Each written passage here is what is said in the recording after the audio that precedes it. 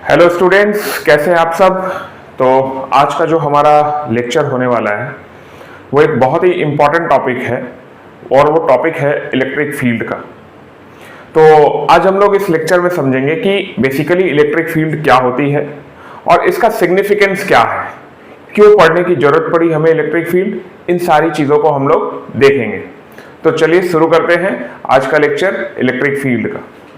देखिए, आप class 11th में भी ये चीज पढ़े हैं कि जब भी कोई फोर्स किसी एक बॉडी से दूसरे बॉडी पे लगना होता है या अगर हम फोर्स किसी एक बॉडी से दूसरे बॉडी पे लगाते हैं तो हमें एक एजेंट की आवश्यकता होती है। जैसे मान लीजिए कि कोई एक बॉडी सर्कुलर मोशन में घूम रहा है, कोई एक बॉडी सर्कुलर मोशन में घूम रहा है।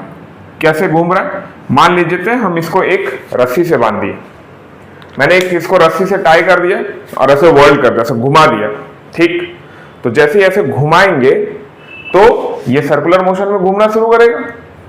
अब बेसिकली क्या है कि इस बॉडी पर एक फोर्स हमेशा ही सेंटर की तरफ लगती है और वो फोर्स होती है सेंट्रीपिटल। कैसी फोर्स होती है? सेंट्रीपिटल। और एक फोर्स हमेशा ही सेंटर से अवे लगती है, उसको हम लोग बोलते हैं सेंट्रीफ्यूगल। अब एक बात ध्यान देने वाली है कि जो सेंट्रीपिटल है वो सेंटर की तरफ लग रहा है और इसको जो रस्सी है वो भी किधर रखा हुआ है? सेंटर की तरफ। तो हो ना हो हम ऐसा भी कह सकते हैं कि जो रस्सी है, जो रस्सी में टेंशन है, वो टेंशन ही बेसिकली सेंट्रीपिटल लगवाने में हेल्प कर रहा है। अब आप कहेंगे कि सर ये तो गजब बात हो गई। मान लीजिए कि सन है, सन के चारों तरफ अर्थ चक्कर लगा रही है या कोई भी प्लैनेट चक्कर लगा रहा है, तो वहां पर कौन सी रस्सी बंधी है? वहां पर भी रस्सी बंधी है, लेकिन वो हमें दिखाई नहीं दे रही और उस रस्सी का नाम हम लोग ग्रेविटेशन देते हैं। ठीक है, तो जब भी फोर्स किसी एक बॉडी से दूसरे बॉडी पे लगवाना होता है तो एक एजेंट की आवश्यकता पड़ती है। ठीक, वो एजेंट क्या करता है? वो फोर्स ट्रांसफर करता है। एजेंट आपका रस्सी भी हो सकता है, चेन भी हो सकता है, बेल्ट भी हो सकता है, ग्रेविटेशन भी हो सकता है। उसी तरीके से इलेक्ट्रोस्टैटिक्स में जो एजेंट है वो इलेक्ट्रिक फील्ड हो सकता है। जरूरी नहीं कि हमेशा एजेंट हमें दिखाई ही दे, हो सकता है हमें एजेंट ना भी दिखाई दे। जब एजेंट नहीं समझ में आता है या एजेंट नहीं लग रहा होता है तो हम वैसे फोर्स को सूडो फोर्स बोल देते हैं। जैसे इसमें अंदर की ओर तो हमें रस्सी दिखाई दे रही है, लेकिन अगर रस्सी बीच से ब्रेक हो जाती है, टूट जाती है, तो ये जो बॉडी है वो सेंटर से अवे चला जाएगा। जैसे अगर आप एक कोई पत्थर घुमाएं और पत्थर की रस्सी अगर बीच में टूट गई तो पत्थर हमेशा सेंटर से बाहर चला जाता है। ठीक, तो बाहर तो कोई रस्सी थी नहीं, ना ही कोई एजेंट हमें समझ में आ रहा है, तो वैसे फोर्स को हम लोग सूडो फोर्स बोल देते हैं। यानी सेंट्रीफ्यूगल जो होगा वो हमेशा ही सूडो इन नेचर होगा, जबकि सेंट्रीपिटल जो होगा वो हमेशा ही रियल फोर्स होता है। तो इलेक्ट्रोस्टैटिक्स में भी जब चार्जेस, एक चार्ज किसी दूसरे चार्ज के ऊपर फोर्स लगाता है तो वो फोर्स एक एजेंट के थ्रू लगाया जाता है और वो एजेंट ही कुछ नहीं बल्कि इलेक्ट्रिक फील्ड कहलाती है। इतनी बात समझ में आ रही है? तो अभी मैंने जो आपको बात बताई, हम उसी बात को बोर्ड पे समझते हैं। मान लेते हैं कि हमारे पास कोई चार्ज है प्लस क्यू। ठीक है, ये चार्ज प्लस क्यू का क्या करता है? ये अपने चारों तरफ एक दायरा बना के रखता है, एक फील्ड बना के रखता है।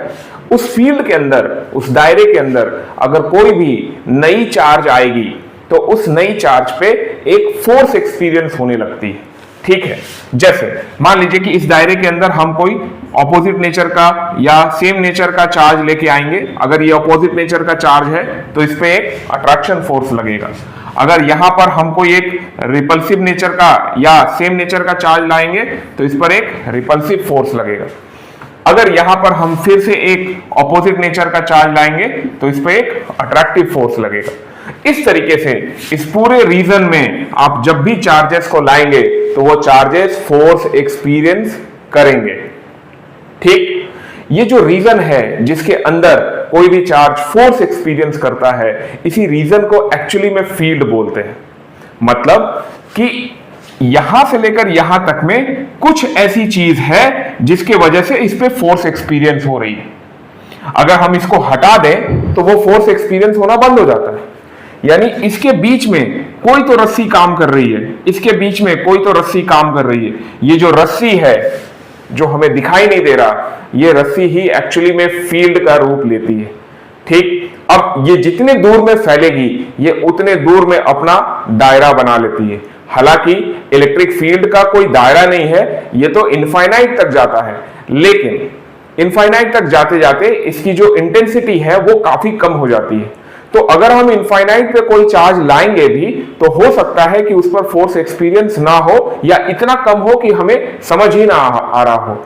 फोर्स एक्सपीरियंस तो होगा लेकिन वो हमारे लिए नेग्लिजिबल होगा। लेकिन जैसे जैसे हम उसको नजदीक लाएंगे, फील्ड में चार्ज के तरफ लाएंगे, तो फोर्स एक्सपीरियंस की जो वैल्यू है वो बढ़ने लगती है। तो हमें समझ में आता है कि अपने चारों तरफ एक फील्ड क्रिएट करके रखा है, अपने चारों तरफ एक दायरा बना के रखा है, और उस दायरे को ही हम लोग इलेक्ट्रिक फील्ड बोलते हैं। तो इसका डेफिनेशन में हम लोग क्या लिख सकते हैं? इसका डेफिनेशन हम लोग कुछ ऐसा लिख सकते हैं, electric field is a reason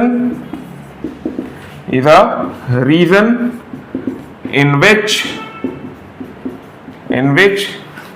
a test charge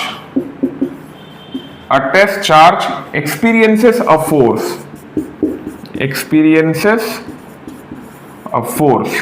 ये एक ऐसा रीजन है जिसमें कोई भी टेस्ट चार्ज किसको बोलते हैं? टेस्ट चार्ज हम वैसे चार्ज को बोलते हैं जिससे हम लोग कोई चीज टेस्ट करते हैं। ठीक है, ये जनरली इसकी वैल्यू बहुत छोटी होती है, इतनी छोटी होनी चाहिए कि ये जो मेन चार्ज है इसको इफेक्ट ना करे। ठीक, जैसे ये मेन चार्ज हमने लिया है और इसके सामने हम एक टेस्ट चार्ज लाए, टेस्ट चार्ज से हम इस मेन चार्ज का फील्ड को चेक कर रहे हैं। ठीक है, तो जब हम कोई भी चीज को टेस्ट करते हैं तो वो जो टेस्ट है हमारा वो मेन वैल्यू को इफेक्ट नहीं कर रहा होना चाहिए। अगर ये मेन वैल्यू को इफेक्ट करेगा, यानी अगर इसका भी फोर्स इस पर सिग्निफिकेंटली फील होने लगेगा तो इसमें भी मोशन स्टार्ट हो जाएगी। बट हम ऐसा मान के चल रहे हैं कि ये बॉडी या ये चार्ज इतना बड़ा है कि फोर्स तो दोनों पे बराबर ही लग रहा है, लेकिन ये चार्ज इतना बड़ा है इसके कंपैरिजन में कि इसका फोर्स की वजह से इसमें कोई मूवमेंट नहीं है, ये अपनी जगह पर है, बट इसका मूवमेंट समझ में आ रहा है। ठीक है, तो ये प्रॉपर्टीज होती है टेस्ट चार्ज की। तो बेसिकली इलेक्ट्रिक फील्ड एक ऐसा रीजन है जिसमें कि कोई भी टेस्ट चार्ज एक फोर्स एक्सपीरियंस करता है। तो अब इसकी जो इंटेंसिटी है वो क्या होगी? इसकी इंटेंसिटी हम लोग नेक्स्ट लेक्चर में देखेंगे। अगर इस लेक्चर में आपको कोई डाउट रहेगा तो आप उसको कमेंट बॉक्स में पिन करिएगा, मैं आपको रिप्लाई करूंगा। तब तक के लिए थैंक यू।